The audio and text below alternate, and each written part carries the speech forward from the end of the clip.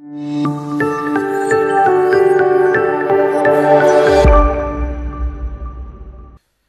Student, देखिए audit का एक पोर्शन आपने पूरा कंप्लीट कर लिया मेरे से। नेक्स्ट पोर्शन हम पढ़ने जा रहे हैं और इसमें से आपके एग्जाम में एक क्वेश्चन पक्का आना है। आपके सिलेबस में भी क्या लिखा हुआ है? कंपनी अंकेक्षक के अधिकार, कर्तव्य एवं दायित्व। कंपनी अंकेक्षक के अधिकार, कर्तव्य एवं दायित्व कि सब जो कंपनी ऑडिटर है उसके क्या अधिकार हैं, क्या कर्तव्य है और क्या दायित्व है। अगर मैं सिलेबस की बात करूं तो सिलेबस में तो इतना ही लिखा हुआ है, लेकिन एग्जाम में, पास्ट एग्जाम्स में भी अगर आप देखेंगे तो ये लोग कंपनी ऑडिटर के अलावा जो बेसिक दायित्व होते हैं ऑडिटर की, जो इनकम टैक्स एक्ट के तहत भी हो सकते हैं, इंडियन पेनल कोड एक्ट के तहत भी हो सकते हैं, आपका चार्टर्ड अकाउंटेंट एक्ट के तहत भी हो सकते हैं, वो भी ये पूछते हैं। तो हम इस टॉपिक को 3 पार्ट में डिवाइड करेंगे। अधिकार अलग पढ़ेंगे, कर्तव्य अलग पढ़ेंगे और दायित्व अलग पढ़ेंगे। अधिकार की धारा है, धारा 143 में भी अधिकार दिए हुए हैं और धारा 146 में भी अधिकार दिए हुए हैं। तो इसमें हम कौन कौन सी सेक्शन पढ़ेंगे? 143 एंड 146। कर्तव्य की बच्चों जो धारा है वो धारा 143 है कि कंपनी अंकेक्षक के कर्तव्य किसमें बताए गए? धारा 143 में। अंकेक्षक के दायित्व, चाहे वो कंपनी अंकेक्षक हो या कोई भी हो, 2 तरीके के दायित्व आते हैं।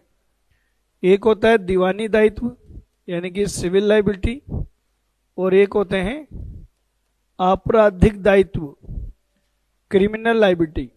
ऑडिटर की 2 तरह के दायित्व आते हैं, दीवानी दायित्व और एक आपराधिक दायित्व, कि कब उसको क्रिमिनल मान लिया जाएगा। ये मैंने आपको एक बेसिक इंट्रोडक्शन दिया कि हमको ये चीजें पढ़नी है। सबसे पहले आज मैं आपको स्टार्ट कराने जा रहा हूं कंपनी अंकेक्षक के कर्तव्य। कंपनी अंकेक्षक के कर्तव्य, ड्यूटीज ऑफ ऑडिटर।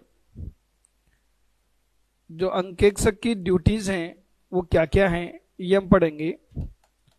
धारा 143 की उपधारा 1 से लेकर कहां तक पढ़नी है हमको? इसमें 15। तो धारा 143 की उपधारा 1 से लेकर 143 की उपधारा 15 तक हम अंकेक्षक के क्या पढ़ने वाले हैं? कर्तव्य। तो क्या क्या इन सेक्शंस में लिखा हुआ है, ऑडिटर का क्या क्या कर्तव्य है, वो हम स्टार्ट करने जा रहे हैं। सबसे पहला कर्तव्य, इसको मैं एक नाम दे रहा हूं, अंकेक्षण पूछताछ। इस कर्तव्य को मैंने नाम दे दिया क्या? अंकेक्षण पूछताछ। इंग्लिश में कहेंगे अपन इसको ऑडिट इंक्वायरी, अंकेक्षण पूछताछ, ऑडिट इंक्वायरी। सेक्शन 143 की सबसेक्शन 1 ये हम पढ़ने जा रहे हैं। चलो स्टार्ट करते हैं। कंपनी के संबंध में ऑडिट इंक्वायरी नाम से क्या लग रहा है बताओ? अंकेक्षक का क्या कर्तव्य है? नाम से कुछ समझ में आ रहा है? बताओ बेटा, क्या समझ में आ रहा है नाम से? पूछताछ करेगा? कर सकता नहीं, करना पड़ेगा भाई। ऑडिट कर रहे हो ना, बिना पूछताछ के, जांच पड़ताल के राय कैसे दे दोगे आप? पूछताछ करोगे? क्या ये आपका कर्तव्य है? चलो ये बताओ, पढ़ना आपका कर्तव्य है क्या? बताओ। अभी मैं आपके यहाँ क्लास लेने से पहले विद्यासागर में क्लास लेके आया हूँ। मेरा सीए फाइनल का मैंने एक बैच कंप्लीट कराया आज। तो देखो सीए में क्या होता है, जो ऑडिट है ना, आपके यहाँ तो मान लो ऊँट के मुंह में क्या है, जीरा है। वहाँ ऑडिटिंग प्रोनाउंसमेंट की 650 पेज की एक बुक होती है, ऑडिटिंग प्रोनाउंसमेंट की, यानी कि स्टैंडर्ड ऑन ऑडिटिंग की। और आपके यहाँ मैं केवल नाम बताता हूँ, भाई ये ऐसे का नाम ये है, और वहाँ एक ऐसे के 50-50 पेज के कंटेंट होते हैं। 650 पेज की तो ऑडिटिंग प्रोनाउंसमेंट की बुक है, फिर उसके अलावा 3 स्टडी मटेरियल है, तो 5-5, 6-6 महीने कोर्स चलता है। तो बच्चे 5-4 महीने से मेरे को झेल रहे थे, मैंने पढ़ाया। आज कोर्स कंप्लीट करके आया हूं मैं उनका। हाँ तो हाँ नहीं, वो टेस्ट के ऊपर है, वो परफॉर्मेंस पे। अभी तो मैंने परफॉर्मेंस दी ना, उनकी परफॉर्मेंस आएगी। तो साहब उन्होंने एक बात कही मुझे, बोले सर आपने पढ़ाया, मैं सब समझ में आ गया, बहुत बढ़िया पढ़ाया आपने, सारी चीजें। लास्ट में करते ही हैं बच्चे, तारीफ करने लग जाते हैं। मैं कहा देखो ये सब चीजें हमें समझ में कम आती है, क्योंकि तारीफ जो है ना हमें कई बार डाइजेस्ट होती नहीं। क्योंकि मेरी बीबी भी सगाई से पहले, मेरी शादी से पहले मेरी बहुत तारीफ करती थी, आज वही सबसे बड़ी निंदक बन के बैठी है। तो मैं कहा भैया तुम पास हो जाओगे तो तारीफ मानी जाएगी। तो बच्चों ने मुझे एक बात कही, बोले सर एक समस्या आ रही है ऑडिट में, बस सीए फाइनल में ये समस्या सब बच्चों को आती है। बोले क्या? बोले सर आपने जो रायता फैला दिया ना, अब इसको समेटे कैसे? क्योंकि सब वहां कोर्स थोड़ी है, सुरपंखा है, कंट्रोल में नहीं होता कोर्स। 18-18 चैप्टर है, फिर उस हर एक चैप्टर में 2-2, 3-3 यूनिट हैं। अब 40-40 चैप्टर कोई पढ़ेगा और 4-4 बुक पढ़ेगा तो परेशान हो जाता है। और ये तो एक सब्जेक्ट हुई, 8 सब्जेक्ट है ऐसी। तो मैंने कहा देखो इसके लिए तो सेल्फ स्टडी करनी पड़ेगी, आपको पढ़ना पड़ेगा। तो बताओ पढ़ना उनका कर्तव्य है क्या? नहीं, स्टूडेंट का कर्तव्य थोड़ी है पढ़ना, ये तो उनका काम है। और कोई काम है क्या आपके पास? बताओ, पढ़ने के अलावा कोई काम है आपके पास? ये बात वैसे सर, घूमना फिरना है ना, थोड़े से अपग्रेडेड बच्चे का काम दूसरा हो जाता है, घुमाना फिराना, वो एक अलग टास्क हो गया। तो बताओ क्या ये जो आप पढ़ाई करते हो ये आपका काम है या कर्तव्य है? ये तो काम है, इसमें कर्तव्य की बात क्या है? कर्तव्य तो ये है कि आप माँ बाप से झूठ नहीं बोलें। कर्तव्य तो ये होता है। ऑडिटर का काम क्या है? ऑडिटर का काम क्या है? पूछताछ करना। तो एक कर्तव्य कैसे हुआ? ये तो मेरा काम है ऑडिट में, और मैं करता ही क्या हूं? पूछताछ ही तो करता हूं। तो एक कर्तव्य कैसे हुआ? नहीं, मैंडेटरी ये काम है ना भाई, बिना पूछताछ के ऑडिट कैसे होगी? तो एक कर्तव्य में क्यों डाला? तो वो सुनो, इन्होंने ये कहा कि तुम भले ही सबको चेक मत करना, तुम भले ही सबको चेक मत करना, तुम भले ही सब कुछ पूछताछ मत करना, छोड़ देना, पर कुछ पॉइंट हम बता रहे हैं जो बहुत ही सीरियस मैटर है, इनकी तुमको क्या करनी है? पूछताछ करनी है।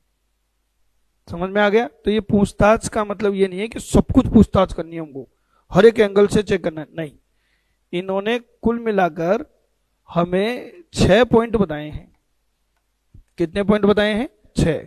कि भैया ये 6 मामलों की आपको जांच पड़ताल करनी है, और ये आपका क्या माना जाएगा?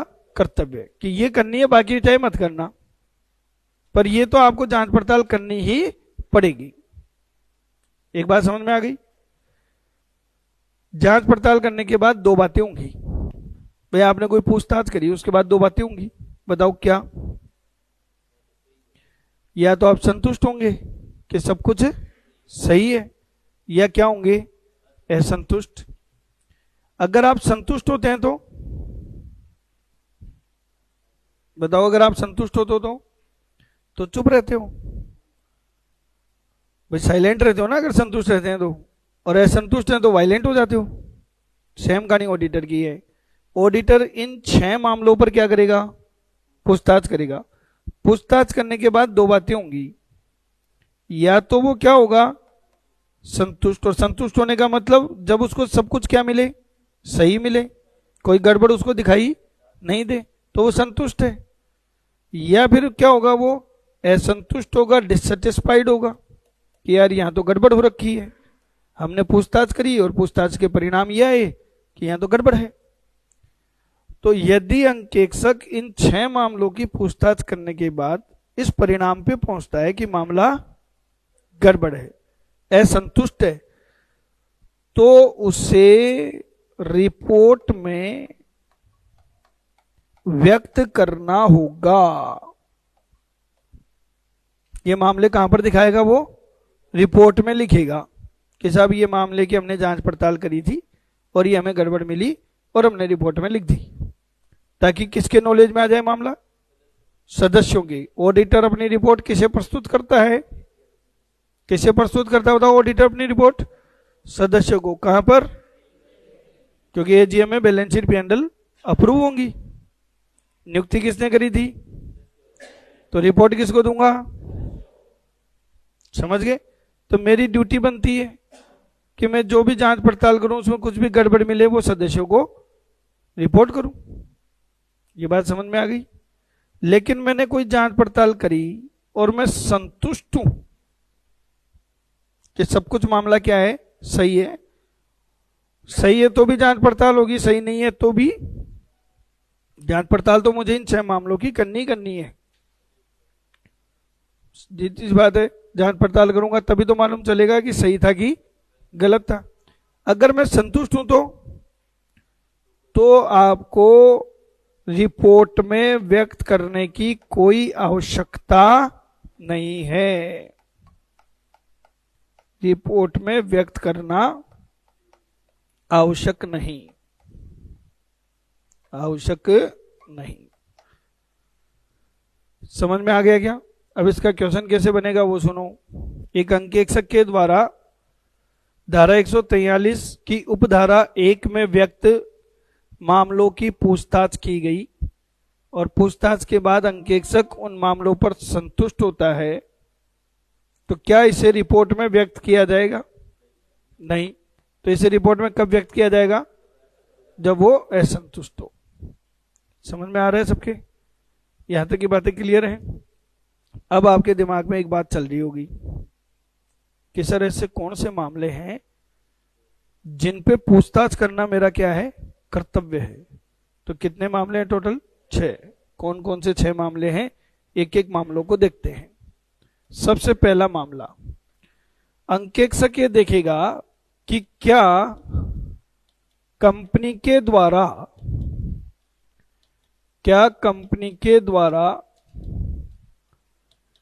दिए गए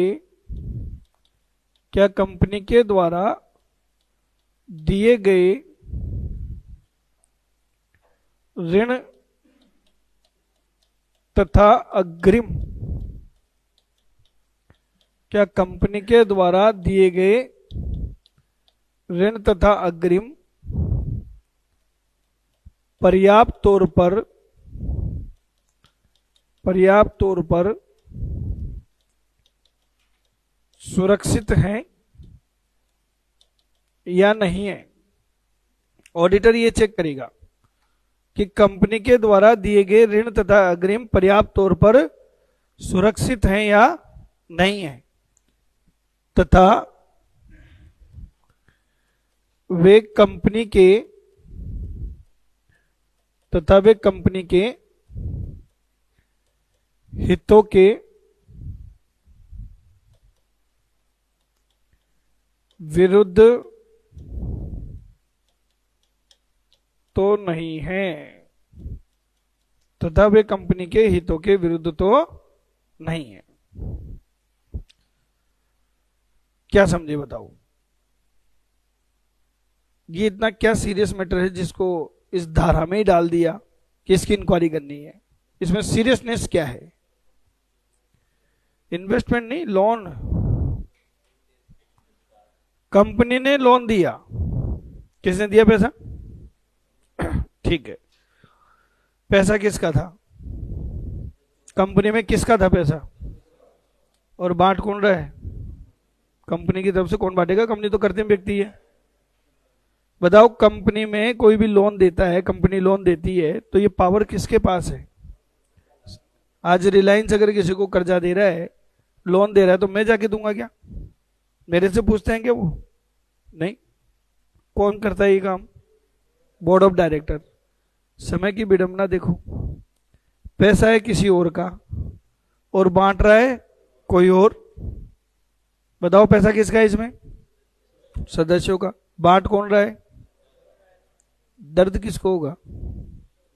जिसका पैसा उसको होगा। मैं ये नहीं कह रहा लोन क्यों दिया आपने, लोन देने के लिए मना नहीं कर रहा मैं आपको। आपने लिए, किसी ने कभी कोई लोन लिया है? कोई है आप में से अनुभवी जिसने कभी कोई लोन लिया हो? कर्जा लिया ही नहीं कभी?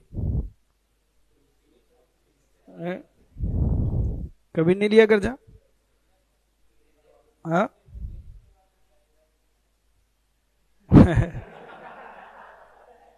देखो, आप बैंक में जाओ और ये कहो साहब मुझे 5 लाख रुपए दे दो, दे देगा बैंक?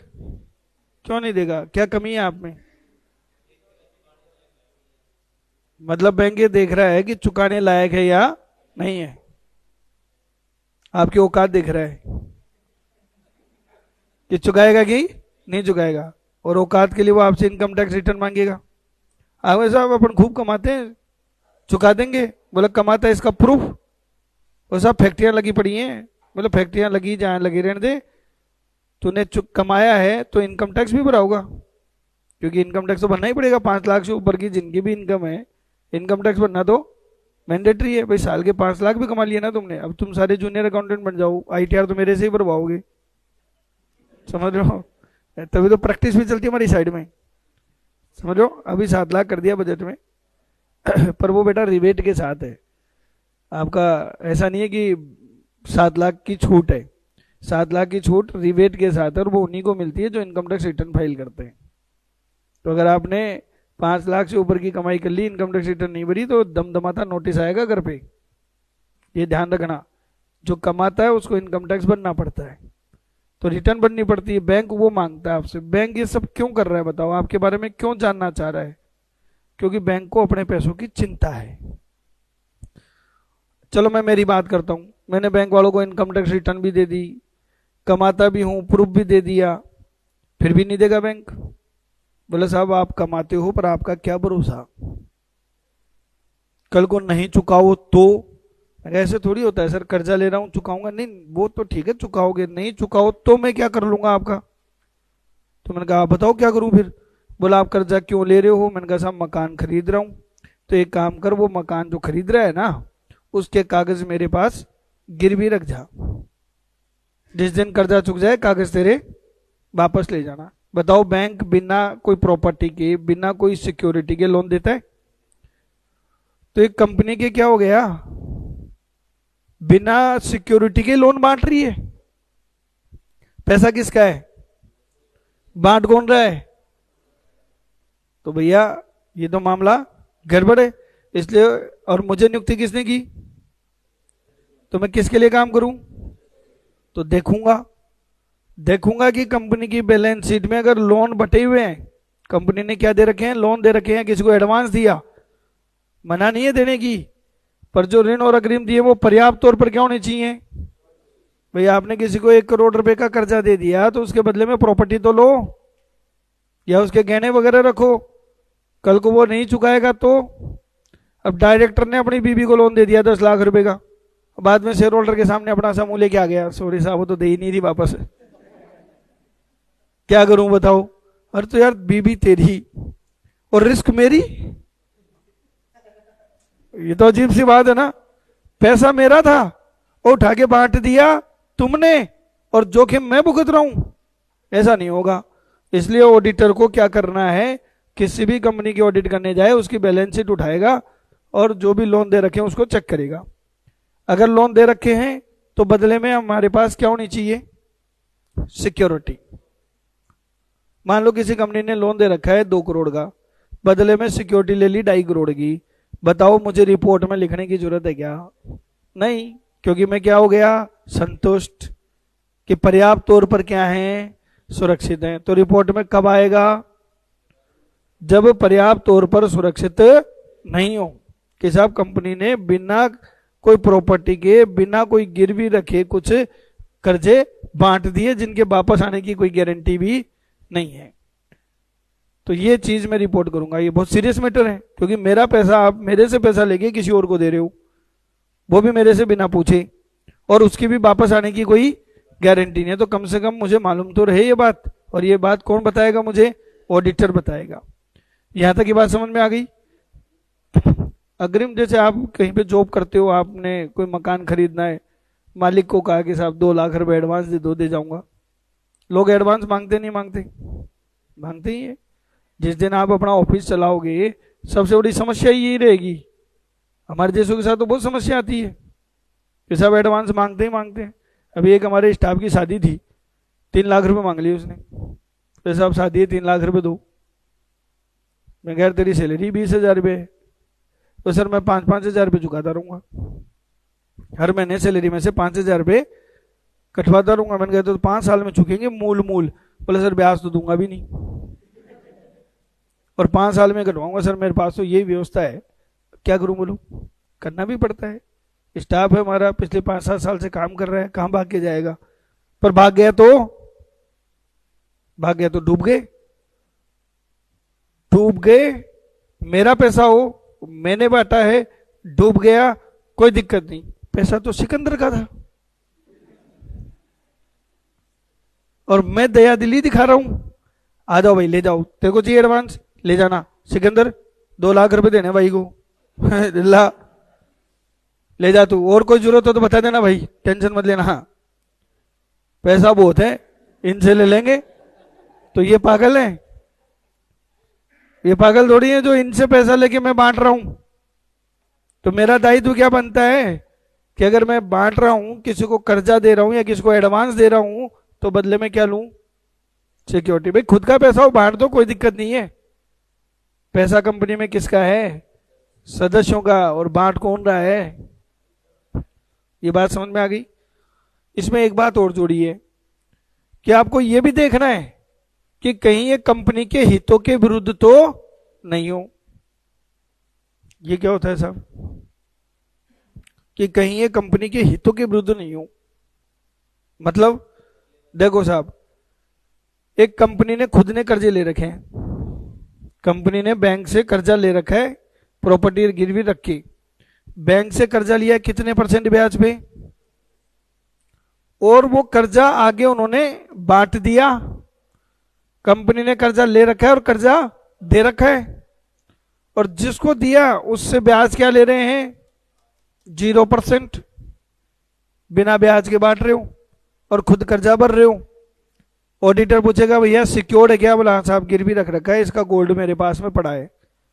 तो यहां तक की बात करूं तब तक तो मामला सही था कि साहब जो लोन बांटे वो क्या है? सुरक्षित है, पैसा तो आएगा, सुरक्षित तो है, लेकिन क्या है? कंपनी के हितों के अनुसार है। बताओ ऐसा कौन करता है? ऐसा कौन करता है? पागल हो वो करता है। 10% जेब से ब्याज भर रहे हो और आगे फ्री में बांट रहे हो, तो कंपनी को तो 10% ब्याज का क्या हो रहा है? नुकसान। तो ये कंपनी के हितों की क्या है? विरुद्ध है। ये मामले आपको चेक करने पड़ेंगे, क्योंकि देखो बच्चों, तकलीफ उसी को होती है जिसके जेब का पैसा जाता है, औरों को नहीं होती। मैं आपको आज से 4-5 साल पहले की बात है, 2018 के आसपास की बात है। मेरे मामा जी के बच्चे की शादी थी, तो मेरी वाइफ ने कहा भाई वो शादी है, मैं तैयार होके जाऊंगी। मैं कहा तो हो जाना, उसमें क्या है? बोले मैं फेशियल करा के आऊंगी। करे साहब, वो फेशियल करा के आई, मेरे को बोलती कि 5,000 रुपये दो। 5,000 रुपये कहीं के? बोले फेशियल के। अरे मैंने कहा 50 रुपये में मैं दाढ़ी बनवा के आता हूँ, फेशियल तो मुफ्त में करवा लेता हूँ, नहीं करे तो बोल देता हूँ अरे वो क्रीम चौपड़ के थोड़ी मशीन तो घुमा, वो तो हम फ्री में करा लाते हैं। 5,000 को कोई फेशियल होता है क्या? बताओ, होता है कोई? ये देखो लड़कियां यहाँ कर, यहाँ होता है सर, लड़के सोचते हैं ये क्या है। मेरी वाइफ को मैंने कहा 5,000 का फेशियल। बोला ऐसा है सीए साहब, जिस सब्जेक्ट का नॉलेज नहीं हो ना उस पर ज्ञान मत दिया करो। बोला गूगल है ना, गूगल पे सर्च करो O3 प्रोफेशनल, O3 प्रोफेशनल का फेशियल आता है 5,000 का। सब 5,000 का फेशियल करा के आ गई, उसके चेहरे पे शिकन तक नहीं। और आज 5 साल हो गए, मुझे आज भी याद है वो घटना। उसको तकलीफ क्यों नहीं हो रही? सोचो। और मुझे आज तक तकलीफ क्यों है? तो यही तो कहानी समझा रहा हूं कि अरे पैसा किसी और का और बांट रहा है कोई और, तो डर तो होएगा ही ना। वही रिपोर्ट करना है हमको। बोलो, पहला पॉइंट समझ में आ गया? रिपोर्ट होती है पब्लिक के, रिपोर्ट को पढ़ता कौन है? नहीं नहीं, मिले हुए नहीं भैया, जो एक्ट में लिखे हुए है ना वो कंप्लाइंस करनी पड़ती है, नहीं जेल जाऊंगा। आप क्या सोच रहे हो, मजाक कर रहे हो? अपन धारा पढ़ा रहा हूं आपको, कानून पढ़ रहे हो आप। धारा 143 की उपधारा 1 में लिखा हुआ है कि कंपनी ने जितने भी कर्जे बांट रखे हैं उसकी रिपोर्टिंग करूंगा मैं, अगर वो सुरक्षित नहीं है तो। हम तो करते हैं सब रिपोर्टिंग, लिखते हैं, पर पब्लिक भी क्या करती है, लिखे हुए को पढ़ती ही नहीं। आप में से कोई भी एक बच्चा बता दो जिसने शेयर खरीद रखेंगे, बताओ किसी कंपनी के? हाँ, नहीं नहीं, वो टर्म्स कंडीशन छोड़ो, शेयर खरीद रखे या नहीं खरीद रखे? किसी ने नहीं खरीद रखी क्या? ये आईपीओ में पैसे नहीं लगाते क्या आप लोग? कोई नहीं, बीओ में आपको एक चैप्टर पढ़ाऊंगा, सोर्स ऑफ बिजनेस फाइनेंस, तब आपको आईपीओ में पैसा लगाना सिखाएंगे, क्योंकि बहुत कमाई का जुगाड़ है। करा करो थोड़ा बहुत, 10-20 हजार रुपये इधर उधर से कबाड़ लो, किसी को टॉपी पे ना दो। भाई किसी से ले लो, यार दोस्त से उधारी, 3 महीने के लिए ले लो, 20,000 रुपये, 20,000 3 महीने में कमा लोगे, उसको चुका देना। चित्तौड़गढ़.com, चित्तौड़गढ़.com की साइट पे जाना, हिंदुस्तान में जितने भी आईपीओ आते हैं, चाहे छोटे चाहे बड़े, सबकी लिस्ट आती है, और उसमें स्टडी करनी चाहिए थोड़ी बहुत। और आईपीओ में पैसा लगाने से पैसा बनता ही है। 15,000 रुपये का आईपीओ लगाया, लिस्टिंग होगी, ओपनिंग होगा, ओपनिंग होते 20,000 आपके अकाउंट में भेज दो, 5,000 रुपये कमा लिए। मैंने के 4 आईपीओ भी लगाए, 20,000 की कमाई हो गई, 15-20 हजार के इन्वेस्टमेंट से। तो ये तो होता ही होता है। मैं तो 2.5-3 लाख रुपए तो आईपीओ में कमाता हूँ साल के, जिसमें करना क्या है, मोबाइल पे बैठ के एक बटन दबाना है, टक, और कुछ नहीं। डूबते भी हैं, डूबने में कितना डूबेगा? 15,000 रुपये मैंने लगाए, रेट कम हो गई, 12,000 हो जाएंगे, 3,000 डूब जाएंगे, ठीक है।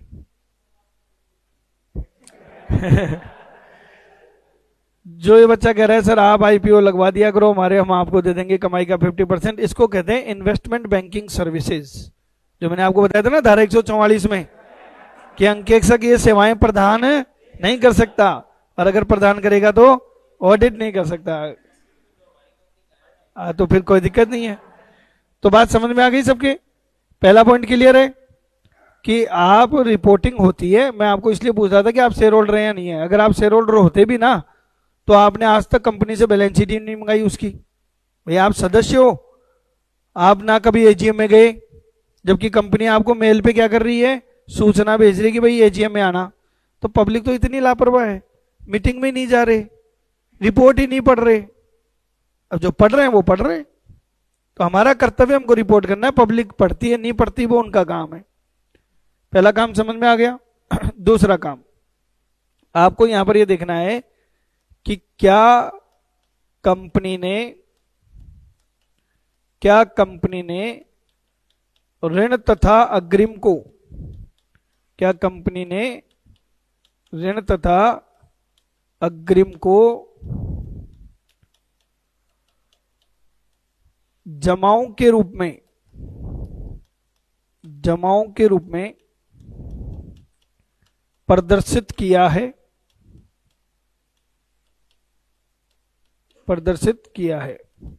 देखो यहां बच्चे थोड़े से कंफ्यूज हो जाते हैं कि सर ये क्या चीज है। कंपनी ने लोन बांटे, बताओ कंपनी की संपत्ति की दायित्व, कंपनी ने कर्जा दिया किसी को, कंपनी की संपत्ति है कि दायित्व है? भाई वापस आएगा ना पैसा, तो ये संपत्ति हो गई। और जमा, आपने किसी के पास अपना पैसा जमा करा दिया, ये भी संपत्ति। ये दोनों बैलेंस शीट में असेट साइड में आते हैं यूं, लेकिन क्या इन दोनों में फर्क है? और लोग क्या करते हैं, इसको यहां दिखा देते हैं, और ये है गड़बड़। अगर ऐसा हुआ तो ऑडिटर क्या करेगा, रिपोर्ट करेगा। अब इन दोनों में फर्क क्या है वो मैं बताता हूं। पूछते हैं, आप बताइए आपके घर पे बिजली आती है? आती है? तो बिजली का बिल भी आता होगा। कभी देखा है किसी ने बिजली का बिल?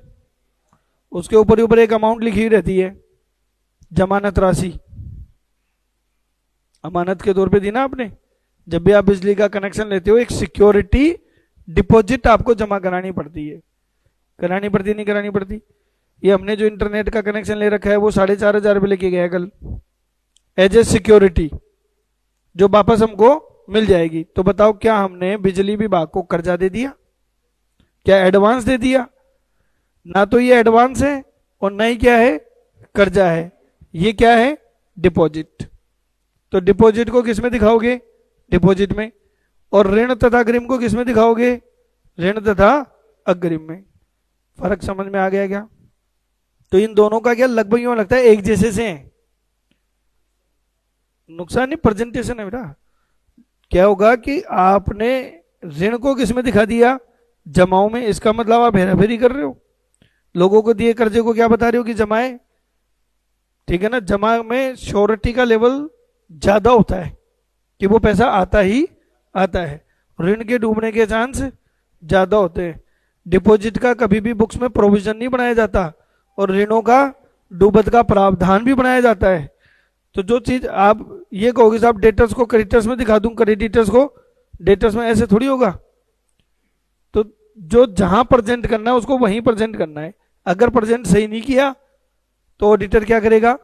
रिपोर्ट में मेंशन करेगा। देखो हम प्रैक्टिकल लाइफ में ये कभी नहीं करते, क्योंकि जो ही कोई कंपनी ने गड़बड़ कर रखी होगी तो हम उसको बोलते हैं कि भाई ये गड़बड़ है, तो वो पहले तुरंत ही अपने आप ही क्या हो जाता है, सरेंडर हो जाता है। बोले सर रिपोर्ट काहे को करते हो, मैं इसमें दिखा देता हूँ। मैं दिखाते हैं अपना काम क्या है आपको। सर उसने, आपने बोला और उसने ठीक कर लिया, तो ठीक ही करवाना था और हमको कौन सा उसका पोस्टमार्टम करना था। भाई ऑडिट का टारगेट क्या है कि हमें सत्यम उचित छवि प्रस्तुत करनी है बस। बोले यहां तक समझ में आ गई? तो बातें क्लियर है? तीसरी चीज आपको यह पता करना है कि क्या व्यक्तिगत खर्चों को लाभ हानि खाते से वसूला गया है। क्या व्यक्तिगत खर्चों को लाभ हानि खाते से वसूला गया है? ये पॉइंट समझे आप? आपको अकाउंट्स वाले सर ने एक बात बताई होगी कि साहब व्यापार और व्यापारी अलग होते हैं। अगर व्यापारी ने व्यापार में अपना पैसा लगाया तो वो उसकी पूंजी मानी जाती है और व्यापार की बैलेंस शीट में किधर आती है? वो दायित्व पक्ष में। किसका दायित्व है वो? व्यापार का। किसके प्रति? स्वामी के प्रति, कि भाई तुमने मेरे पास इतने पैसे लगाए हैं, हम आपको वापस देंगे। समझ में आ रहा है ना? तो हमेशा ध्यान रखना कि व्यापार के लाभ हानि खाते में व्यापार से संबंधित खर्चे क्या होंगे? बुक होंगे। अगर आपने व्यक्तिगत खर्चे बुक कर दिए तो मामला गड़बड़ है। यहां पर भी देखो लॉजिक वही है, पैसा किसका? सदस्यों का। खर्च कौन कर रहा है? Board of director. करो, आपको हम उस बात की सैलरी भी दे रहे हैं, आप कंपनी को चलाओगे, कंपनी के लिए खर्च करोगे भी। आप व्यक्तिगत खर्चे क्यों करोगे? सीए में एक बार इसके ऊपर एग्जाम में क्वेश्चन ही आ गया, 4 नंबर का प्रैक्टिकल क्वेश्चन आ गया। वो क्वेश्चन मैं आपको सुनाता हूं, ऐसे सीधे सीधे तो आता नहीं है, घुमा के आया कि कंपनी के कामकाज के लिए कंपनी के संचालक विदेश जा रहे थे। तो डायरेक्टर ने सुन रखा था कि साहब फॉरेन में मेडिकल फैसिलिटी थोड़ी सी क्या है, बेटर है, इंडिया से तो बेटर ही है, क्योंकि वो डेवलप कंट्री, हम डेवलपिंग कंट्री है, तो फर्क तो है ही। तो साहब वहां पे थोड़ी सी चिकित्सा सुविधा बढ़िया थी। डायरेक्टर की मम्मी रहती थी बीमार, तो उसने कहा चलो मेरी मम्मी को भी ले जाता हूं, वहां पे इलाज भी करा लाऊंगा। जा रहा था वो बिजनेस के काम से ही, कंपनी के बिजनेस के काम से जा रहा था। तो उसने क्या किया, डायरेक्टर ने खुद की और अपनी मम्मी की दोनों की टिकट बुक कराई, आने और जाने की, और वहां पे मेडिकल का इलाज करवाया। और सारा खर्चा कंपनी के लाभ हानि खाते में क्या लिख दिया, टू फॉरेन ट्रेवलिंग एक्सपेंसेस। अब बताओ डायरेक्टर की मम्मी का इलाज शेयर होल्डर क्यों कराएं? पैसा किसका? सदस्यों का। और डायरेक्टर अपने व्यक्तिगत काम में क्यों ले रहे हैं? आपको सैलरी दे रहे हैं ना उस बात की, उसमें से ले। नहीं समझे क्या? आज मान लीजिए मैं यहां सर्जन इंस्टीट्यूट में अपना व्यक्तिगत खर्चे बुक करूं, वो थोड़ी चलेंगे। हाँ, जो यहाँ के संबंधित खर्चे हैं, जैसे मैं यहाँ आ गया, यहाँ चाय मंगवा ली, तो वो यहाँ से संबंधित माने जाएंगे। लेकिन मैं यहाँ आके मेरे घर वालों को सबको बुला लूँ, आज की पार्टी यही है। अब जैसे मैं आपको डेयरी मिल्क बांटूंगा, और जहां तक मुझे विश्वास है मुझे पूरी लानी पड़ेगी, क्योंकि सारे बच्चे ही क्या करेंगे, 20+ तो ले ही आएंगे। 20+ नहीं लाओगे तो मुझे थोड़ी दिक्कत हो जाएगी। मैं चाहता हूं कि मुझे लूट लो। तो बजट मैंने बना भी लिया कल, उसका 250 रुपए का बजट सेट कर लिया कि 50 स्टूडेंट है, 5 रुपए की एक टॉफी। तो मैं बताओ वो 250 रुपए कहां से लूं? बताओ मैं कहां से लूं? व्यक्तिगत क्यों यार? मैं मेरे आपको डायरी मिल्क खिलाने से मीठे आप हो रहे हो कि मैं हो रहा हूं? फायदा किसका ये बताओ? और ये सब क्यों कर रहा हूं मैं? बताओ क्यों कर रहा हूं? ताकि आप पढ़ो। पढ़ोगे तो आपका क्या आएगा? नहीं, उससे मेरे को क्या फायदा होगा? नौकरी तो आपको लगेगी। बेटा कोई भी आदमी लॉन्ग टर्म में सस्टेन अगर करता है तो वो रिजल्ट से ही करता है, बातों से कोई इंस्टीट्यूट नहीं चलते। आप लोग अगर यहां से पढ़ के सेलेक्ट हो गए तो छोटे भाई को भेज देगा ना सिकंदर, है या नहीं है? नहीं है? मोहल्ले पड़ोस में तो होंगे, भेज देना उनको। हमारे पास स्टूडेंट आते ही ऐसे ही है। आपने देखा आज तक फुल पेज एड? हमारा फुल पेज एड उत्कर्ष के जैसे, क्योंकि अगर हम फुल पेज पे छप गए ना तो बाहर उठावने का नोटिस मिलेगा।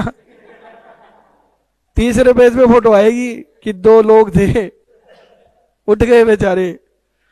अरे कॉमर्स गरीब संकाय है, हमारे पास करोड़ों रुपए थोड़ी है जो हम एड में ऐसे उड़ा देंगे। तो हम लोग तो एक ही चीज जानते भाई, माउथ पब्लिसिटी से आएंगे बच्चे। तो ये बताओ मैं किसके लाभ के लिए कर रहा हूं? मेरे लाभ के लिए, इस संस्था के लाभ के लिए कर रहा हूं। तो 250 रुपए किसे लूं? मैं मनीष सर से लूंगा। मनीष सर मतलब सर्जन इंस्टीट्यूट से लूंगा। क्या ये व्यक्तिगत खर्चा है? नहीं, ये संस्था के लिए है। लेकिन मैं 100 ले आऊं डेयरी मिल्क, 50 बांट दूं, 50 घर ले जाऊं और बच्चों को दे दूं, खाओ रे खाओ तुम, ये व्यक्तिगत खर्चा है। अगर आपके लाभ आने खाते में कोई भी व्यक्तिगत खर्चे बुक किए गए हैं तो ऑडिटर उनकी क्या करेगा? रिपोर्ट करेगा। और अगर ऐसा कुछ भी नहीं हुआ तो अच्छी बात है, हम क्या हैं? संतुष्ट। तो रिपोर्ट में लिखने की जरूरत नहीं है। तीनों पॉइंट समझ में आ गए क्या? चौथा पॉइंट, ऑडिटर को यह देखना है कि जो मेयर बुक एंट्री है, मेयर का मतलब होता है केवल मात्र, केवल मात्र mayor book entry, book entry यानी कि लेखा प्रविष्टि, कि जो केवल लेखा प्रविष्टि है, मात्र क्या है? लेखा प्रविष्टि है, कंपनी के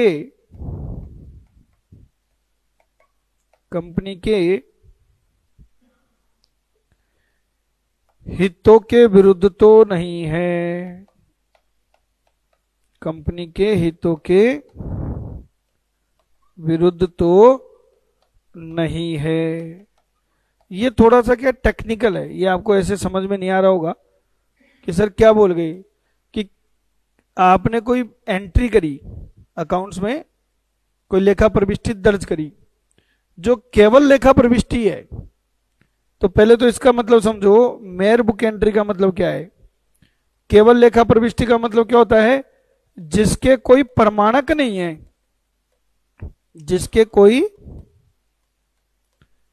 प्रमाणक नहीं है, प्रमाणक मतलब कोई सबूत नहीं है, जिसका कोई सबूत ही नहीं है। क्या मतलब कुल मिला के कह दूं, हवाई फायर। क्या हवाई फायर होते हैं अकाउंट्स में? बताओ, क्या अकाउंट्स में अनुमान लगाया जाता है? अनुमानों की एंट्री हो जाती है।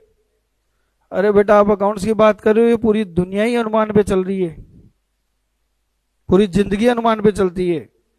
आप चलो ये बताओ, आपने मनीष सर से पढ़ा होगा अकाउंट्स, केवल एक बात बताओ, केवल एक चीज बताना, बैलेंस शीट का मतलब क्या है? ठीक है, उसमें क्या आती है? संपत्ति। और संपत्ति क्यों बोल रहे हो आप? मैंने आपको माल बेचा, मैं आपसे पैसे मांगता हूं, बैलेंस शीट में आएगा कि नहीं आएगा? आएगा। क्या नाम से आएगा? Sundry debtors. असेट साइड में आएगा ना, भाई आपसे पैसे लेने हैं मुझे। मैंने आपको जो माल बेचा उसके मेरे को पैसे लेने हैं, इसको मैंने अपने आप की क्या मान ली? संपत्ति। पर आपके तो मन में पहले से क्लियर था कि इसको देना ही नहीं है। मैं तो मान रहा हूं संपत्ति, और आपने उसको क्या मान रखा कि मुझे देना ही नहीं है। बताओ, तो अनुमान ही तो है, अनुमान ही तो है। बैलेंस शीट में संपत्ति दायित्व दिखाते हो, इसका मतलब क्या है? हम ये मान के चल रहे हैं कि आने वाले समय में हम इसको वसूल लेंगे और जो भी दायित्व उनको चुका देंगे। ये मान के चल रहे हो ना, ये अनुमान ही तो है। क्या अकाउंट्स में अनुमान होते हैं? आप लोगों ने मनीष सर से सबसे पहला चैप्टर कौन सा पढ़ा था अकाउंट्स में? और उसके बाद एक चैप्टर पढ़ लिया होगा आपने, डेप्रिसिएशन पढ़ा है? डेप्रिसिएशन पढ़ा है? डेप्रिसिएशन क्या है? लहाज तो है, पर क्या है? अनुमान है। अनुमान ही तो है कि साहब मेरी संपत्ति धीरे धीरे घिसती जाएगी, तो उतने का मैं प्रोविजन बना लूं। तो अकाउंट्स में अब बताओ, डेप्रिसिएशन का प्रूफ क्या है? कोई प्रूफ है क्या? मैं आपको मेरी बात बताता हूं। 2007 में मैंने मेरी पहली कार खरीदी थी मेरी लाइफ की।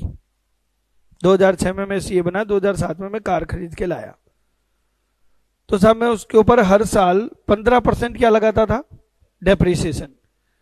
एल्टो थी उस टाइम में मेरे पास में, 3.5 लाख रुपए की लेके आया था। हर साल 15% क्या लगाता रहा? डेप्रिसिएशन।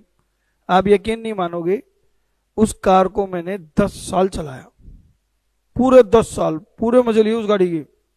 1.5 लाख किलोमीटर चला दी, 10 साल चलाए। 2017 में चेंज करी मैंने। बताओ मेरे बुक्स में क्या वैल्यू बची रही होगी? मेरी लेखा पुस्तकों में कितनी वैल्यू बची रही होगी? 3.5 लाख का हर साल 15% माइनस करते जाओ करते जाओ करते जाओ, बुक्स में कोई 10-5 हजार रुपए की बच रही होगी।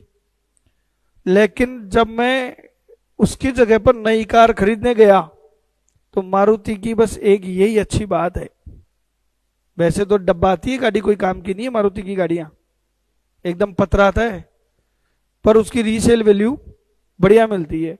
तो मुझे उसने कहा साहब इसके 1.5 लाख रुपए देंगे आपको। अरे वाह, 1.5 लाख रुपए मिल रहा है, 10 साल भी चला लिया। और फिर एक्सचेंज बोनस और था, किसकी जगह पर दूसरी गाड़ी ले जाओ 30 हजार की छूट हो रहे, तो मेरे तो 1,80,000 आ गए।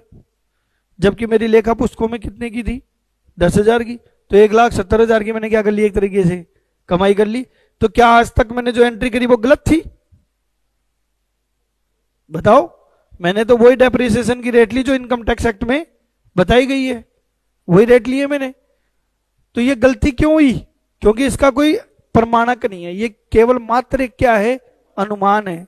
तो एक तरीके से आप इसको ऐसे समझ सकते हो कि अगर अकाउंट्स में कोई अनुमान लगाए गए हैं, अनुमानों की प्रविष्टि की गई है, तो ये बताओ अनुमान लगाता कौन है? अनुमान कौन लगाता है? सदस्य की संचालक, जबकि पैसा किसका है? सदस्यों का। तो वो अनुमान ऐसे नहीं होने चाहिए जो कंपनी की बैंड बजा दे, क्योंकि संचालक लोग क्या करेंगे? ये कहेंगे साहब ये पैसा डूब गया बेड डेब्ट्स, अनुमान लगा दिया जिसका कोई आधार ही नहीं है। तो बेड डेब्ट्स का प्रोविजन करने का मतलब क्या होगा? कि जो डेटर्स है वो खत्म हो जाएंगे। भाई मेरे को आपसे 20,000 लेने थे, मैं इनको कहते भाई नहीं आएंगे, डुबत में डाल दिए। आपसे अब कागजों में कुछ नहीं लेने, पर मैं आपके पीछे पड़ा हुआ हूँ अभी भी, यार वो पैसे दे पैसे दे। आपने कहा सर 15,000 में मामला सलटाओ तो बोलो, मैं गला दे। 15,000 उठा के मैंने मेरे जेब में रख लिए। अनुमानों में हेराफेरी करके संचालक क्या कर सकते हैं? कपट कर सकते हैं। समझ में आ गया? तो अगर कोई लेखांकन अनुमान है तो वो ऐसे नहीं होने चाहिए जो कंपनी के हितों के क्या हो? विरुद्ध हो। कुल मिला के शॉर्टकट में बात ही कह रहा हूं कि अगर कोई अनुमान भी लगाओ तो उसका क्या होना चाहिए? आधार होना चाहिए, उसका एक क्या होना चाहिए? बेस होना चाहिए कि आप किस बेस पे ये बात कर रहे हो। समझ में आ रहा है? अब आप सब लोग पढ़ाई कर रहे हो, जूनियर अकाउंटेंट की तैयारी कर रहे हो, सबके दाढ़ी मूछ आ चुकी है, छोटे रहे नहीं, घर वाले शादी की बात करते हैं, दिल बैठ जाता है आपका भी कि यार यहाँ खुद का पेट तो भरा नहीं जा रहा, एक पेट और लाके ढांक रहे हैं। तो मन में इच्छा रहती है कि यार वो तो फूट रहे होंगे लेकिन लड्डू के भाव भी तो देने पड़ेंगे। तो यूं रहता है यार कहीं जॉब लग जाएगी। आप मुझे एक बात बताओ, आप किस अनुमान के साथ यहां बैठे हो? अनुमान है ना कि साहब हमारी नौकरी लग जाएगी। क्या सबकी लगेगी? क्या सबकी तो लग ही नहीं सकती, सबकी तो लग ही नहीं सकती। ये कोई पास कोर्स थोड़ी है कि 11th के सारे बच्चे पास। ये तो कंपटीशन क्लासेस है, जो सर्वश्रेष्ठ होगा उसको चुना जाएगा। तो आप एक अनुमान लेके चल रहे हो, पर उस अनुमान का कोई तो आधार होगा। भाई आपने कैसे मान लिया कि आपका सिलेक्शन हो जाएगा? तो कोई तो आधार लिया होगा। अगर वो आधार आपका सही है तो आपके अनुमान को सही मान लिया जाएगा। तो यहां पर ये अनुमानों की एंट्री कर रहे हो आप, और अकाउंट्स में अनुमानों की क्या होती है? एंट्री होती है। तो वो ऐसे अनुमान नहीं हो जो बिना ग्राउंड के हो, वो कंपनी के हितों के क्या नहीं होने चाहिए? विरुद्ध नहीं होने चाहिए। बोलो चारों बात समझ में आ गई? क्लियर है? पांचवी बात, टोटल 6 पॉइंट हैं।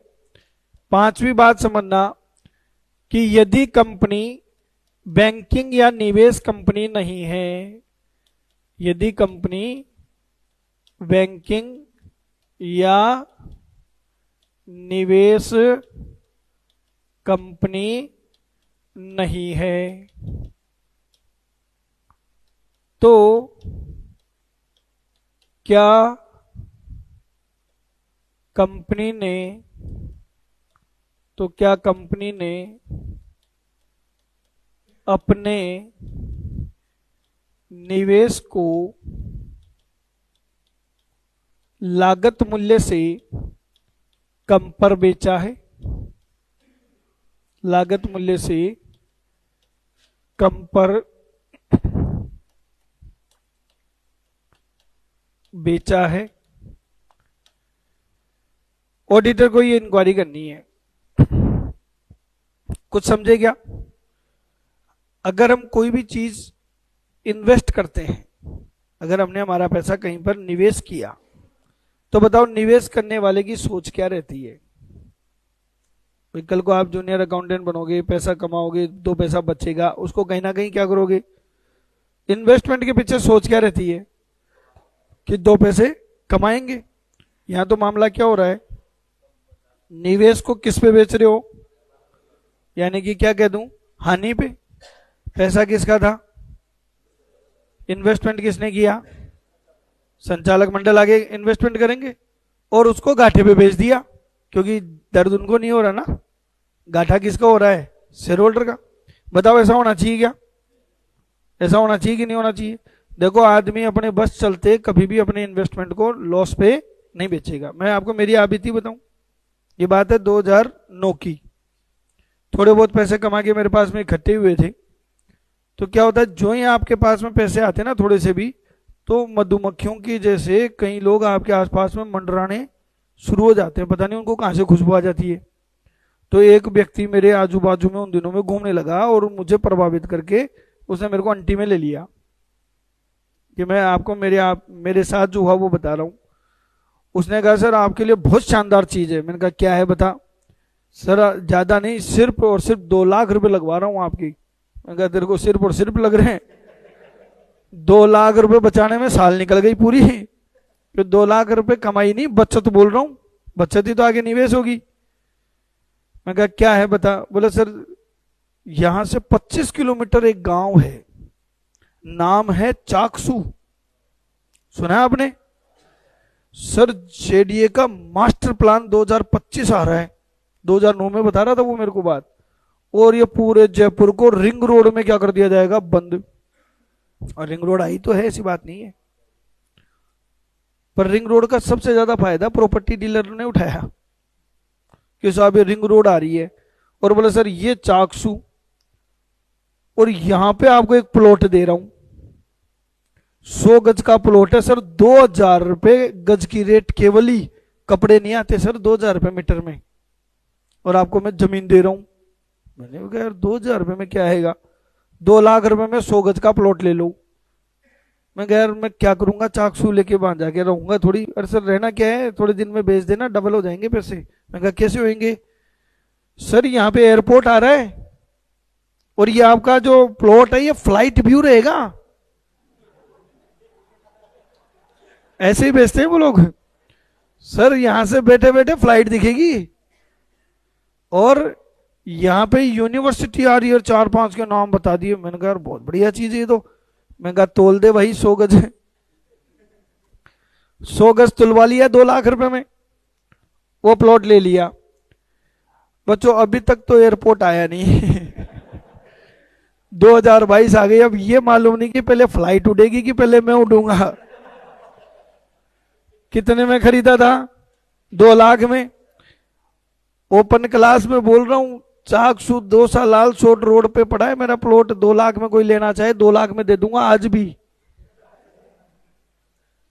2 लाख में खरीदा था, 2 लाख में बेचने को तैयार हूं। बैंक में एफडी भी कराता ना तो 4 लाख हो जाते, 15 साल में तो हो ही जाते। 2 लाख में भी नहीं बिक रहा। आप देख लो जयपुर की ये हालात हैं। अगर आपने जयपुर से 20 किलोमीटर 25 किलोमीटर दूर कोई जमीन खरीद ली ना, तो खरीद तो लोगे आप, पर बेच के बता दो बिकेगी नहीं, और बिकेगी तो घाटे में। पर हम भी जिद्दी हैं साहब, पड़ा है अपना क्या है, नहीं बेचूंगा। मैं कौन सा दिवालिया होते जा रहा हूं, पड़ा है पड़ा है। सर क्यों नहीं बेच रहे, अरे कभी तो आएगी फ्लाइट मैं नहीं तो मेरा बेटा सही है भाई। मैं चलो निकल भी गया फ्लाइट के साथ, तो नीचे जमीनी हकीकत में बेटे को छोड़ जाऊंगा, वो बेच लेगा, गाठे में नहीं बेचूंगा। एक आम निवेशक यही करता है कि नहीं करता। तो कंपनी ने तो क्या किया, अपने निवेश को लागत मूल्य से, तो ये बात किसके नॉलेज में आनी चाहिए, कौन लाएगा, मैं लाऊंगा। और अगर कंपनी ने ऐसा कुछ भी नहीं किया तो कोई दिक्कत नहीं। अब इसका एक अपवाद, अपवाद क्या है कि आपकी कंपनी कैसी कंपनी नहीं होनी चाहिए। क्योंकि देखो अगर मेरी जगह पे सोचो यूनिक ड्रीम बिल्डर वाले ने वो जमीन खरीद ली होती वहां पे कि साहब 20 बीघा जमीन खरीद ली, यहाँ पे अपन क्या करेंगे, फ्लैट बनाएंगे और बेचेंगे। 20 बीघा जमीन उसने खरीद ली, मान लो 2 करोड़ की खरीद ली, और बाद में उसको समझ में आया कि यार ये सौदा गलत हो गया, यहाँ तो फ्लैट बन गए तो बिकेंगे नहीं, तो वो उसको बेचना चाह रहा है। मार्केट में बेच रहा है 2 करोड़ की जमीन को 1 करोड़ 80 लाख ही मिल रहे हैं। क्या वो 20 लाख का घाटा खा लेगा, बिल्कुल खा लेगा। वो क्या सोचेगा, यार यहां से घाटा खाते हैं दूसरी जगह लगाते हैं। क्योंकि जो व्यापारी होते हैं ना, वो हर सौदे में मुनाफा नहीं देखते, हर सौदे में मुनाफा नहीं देखते। समझ लो जब हमने ये बेच शुरू किया तो एक कंडीशन रखी, मैंने मनीष से कहा यार देख गरीब बच्चों का अहित नहीं होना चाहिए, बेरोजगार हो रहे ऊपर से, तो अगर कल कोई सीटी में पास नहीं हुए तो इनसे ऐसी फीस लेके क्या फायदा, जो इनके भी काम की नहीं अपने भी काम की नहीं। तो हमने कंडीशनल रख दी कि भाई नहीं हुए अगर आप सीटी में सिलेक्शन तो पूरी फीस क्या है, वापस है। पर कंडीशन इतनी है, कोई बोले साहब मेरे को पानी सूट नहीं हो रहा, मैं यहाँ नहीं रह सकता, वो सब में नहीं मिलेगा, ये कंडीशन रख दी। दूसरा हमने स्टार्ट किया तब बच्चे आए थे 5 या 7 बच्चे, अगर 5-7 ही रहते तो भी हम कराते। क्योंकि व्यापारी हर सौदे में मुनाफा नहीं देख सकता, किसी में मुनाफा होगा तो किसी में घाटा भी होगा। तो बताओ बैंकिंग और निवेश कंपनी का तो काम ही क्या है, खरीदना और बेचना। तो वो कोई घाटे में भी बेचेंगे तो कोई मुनाफे में, उनके लिए ये क्लोज लागू नहीं है। ये क्लोज किसके ऊपर लागू है, जो बैंकिंग और निवेश कंपनी नहीं है। फिर तुमने घाटे में क्यों बेचा, भाई बैंकिंग और निवेश कंपनी का समझ में आता है, उनका तो रोज का काम है, वो तो घाटे में भी बेच सकते हैं तो मुनाफे में बेच सकते हैं, उनके ऊपर रिपोर्टिंग नहीं होगी। बोलो समझ में आ गया क्या। और आखिरी पॉइंट, यदि कंपनी ने नगद के बदले में, यदि कंपनी ने नगद के बदले में अंश जारी किए हैं, यदि कंपनी ने नगद के बदले में अंश जारी किए हैं, तो क्या वास्तव में नगद प्राप्त कर लिया गया? तो क्या वास्तव में नगद प्राप्त कर लिया गया एवं उचित लेखा प्रविष्टि कर दी गई, एवं उचित लेखा प्रविष्टि कर दी गई। ये आपको चेक करना है। तो ये पॉइंट तो कोई खास दमदार पॉइंट नहीं है। ये कह रहे हैं कि अगर आपने शेयर इशू किए हैं वो भी किसके बदले में बताओ? नगद के बदले में। तो बदले में क्या जाना चाहिए आपके पास? नगद। तो ऐसा तो होता ही नहीं, कंपनी पहले कैश लेती है फिर क्या करेगी? शेयर अलॉट करेगी। पर अगर ऐसा उधारी में नहीं होते, शेयर कभी उधारी में नहीं बिकते, ध्यान रखना, शेयर को कभी उधारी में नहीं बेचा जाता। बदले में क्या आना चाहिए? पैसा आना चाहिए। और उसकी अकाउंटिंग एंट्री। तो सर फिर ये पॉइंट इसमें डाला ही क्यों? ऐसी विशेष बात क्या है इसमें? एंट्री बता दो आप मेरे को। आपने किसी कंपनी ने शेयर इशू करे, 100 रुपए का शेयर था, शुरू में एप्लीकेशन के टाइम पे कितने रुपए लिए हैं? 20 रुपए। आप में से कॉमर्स के कौन कौन है? आप हो? चलो कॉमर्स वाले से पूछते हैं, अकाउंट्स और आर्ट्स वालों को तो एंट्री क्या आएगी? आप बताओ बेटा। शेयर एप्लीकेशन मनी, भाई स्टार्टिंग में एप्लीकेशन पे पैसा लिया हमने 20 रुपए के हिसाब से। एंट्री बोलो इसकी क्या करेगी? बैंक कंपनी क्या करेगी? बैंक अकाउंट डेबिट टू, इसकी देखो लेखा प्रविष्टि क्या करते हो आप इसके लेखा प्रविष्टि करते हो bank account debit to share application account, यही करते हो। शेयर कैपिटल क्यों नहीं किया? सर ये तो हमने रट रखा है, ये तो हमने कभी सोचा ही नहीं। बताओ, आप जब एप्लीकेशन पे पैसा ले रहे हो तो टू शेयर कैपिटल करना चाहिए था ना, पूंजी आई ना आपके पास में, 20 रुपए आए हैं, आप इसको आवेदन खाते में जमा क्यों कर रहे हो?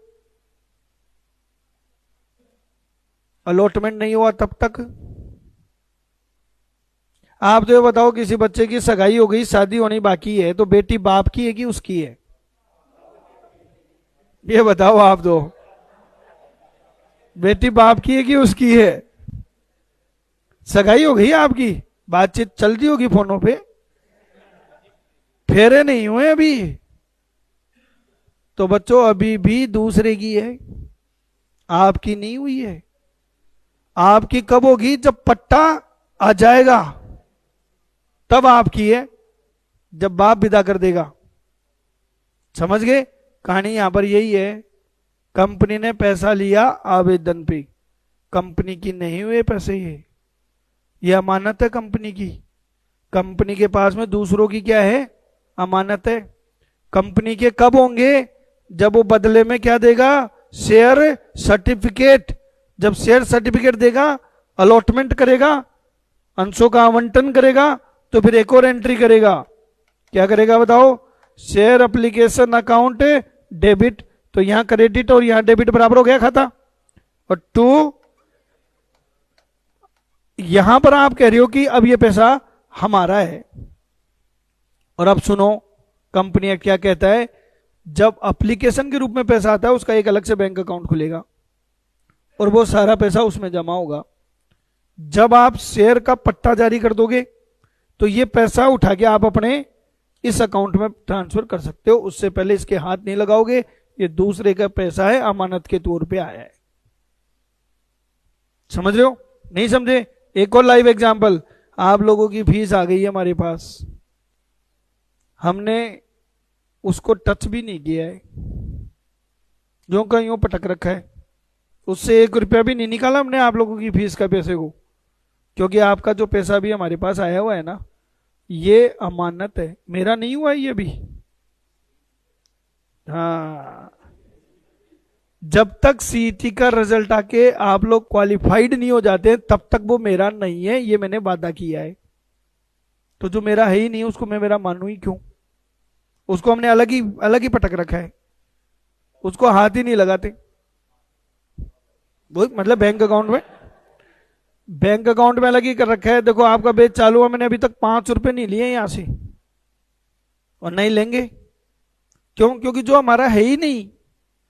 अब चलो ये तो अपनी बात हो गई, कंपनी तो फ्रॉड कर सकती है, ऐसे लोगों के पैसे लेके भाग सकती है। कंपनी एक्ट ने नियम बना दिए और ऑडिटर उसकी क्या करेगा?